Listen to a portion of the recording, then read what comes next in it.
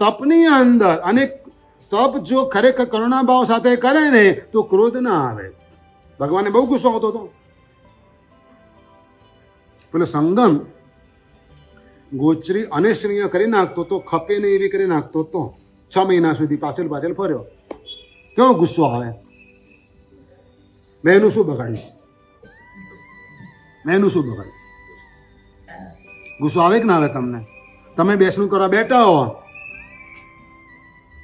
અને ભાઈબંધ આવી જાય, સગાવાલા કે વેવાઈ મળવા આવી જાય તો કેવું લાગે? કેવી મજા આવે?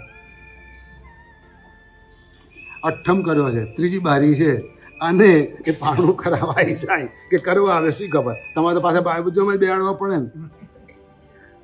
કેવો ગુસ્સો આવે મનમાં. બહાર તો મીઠું મીઠું જ બોલવાનું, પણ અંદર તો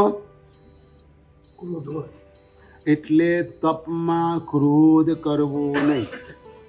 બીજું, તપનો અહંકાર કરવો નહીં. મેં કર્યું અને સાતાય ના પૂછી, એટલે તારે એને પૂછવાથી તારે સાતા આવશે. ભગવાનને ઇન્દ્ર મારે સાતા પૂછવા આવતા હતા. વીરસ્ય ઘોરન તપો.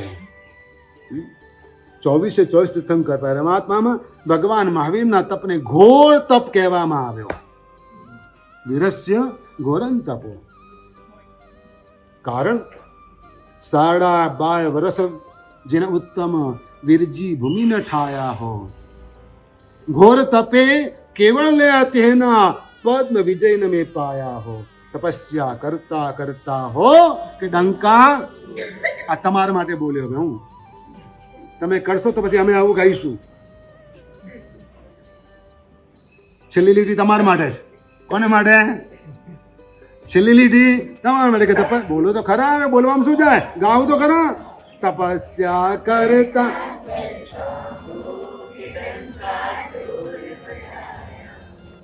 આટલું જ તમારા માટે. તમે જ ગાયું. હવે હું ના જાણું, નામ લખી દઈશ.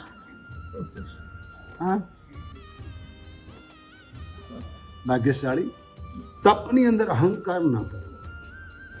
એવા તપસ્વીઓ છે ને, ભૂતકાળમાં થઈ ગયા, વર્તમાનમાં છે, ભવિષ્યકાળમાં પણ એવા થશે. સૌથી પહેલું નામ લખવાનું ભાગ્યશાળી બેઠેલા છે. વર્ષિત તપમાં સિદ્ધ તપ કર્યો છે અને ફરી કરવાના છે.